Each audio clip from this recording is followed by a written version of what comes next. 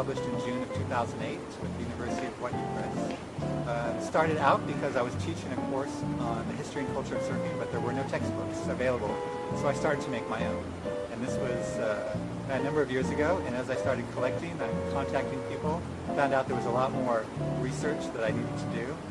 So I collect 4 centuries, at least 4 centuries, of writings about surfing. It begins with Hawaiian myths, legends, chants, and proverbs.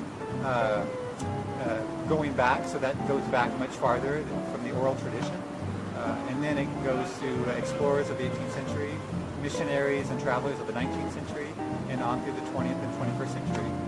So I put all these primary texts together and give people, allow people access to these writings themselves, so they can take a look for themselves, read for themselves about the history of surfing.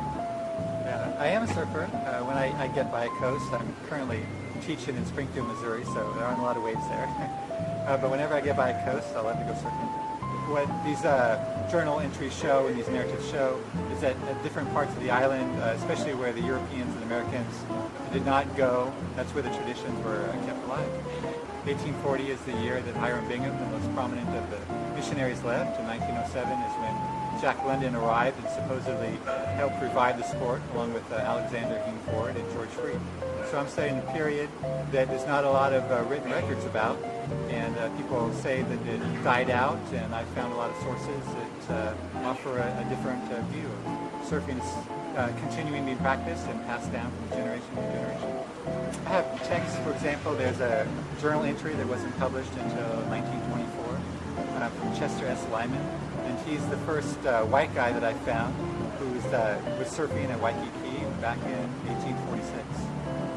So 26 years after the missionaries arrived, he describes a scene where the chiefs have their thatched roof huts there, and they keep their surfboards. So surfing was still going on, and he tried it. I found journal entries and travel narratives from the Big Island, from Niihau, also, and from Maui.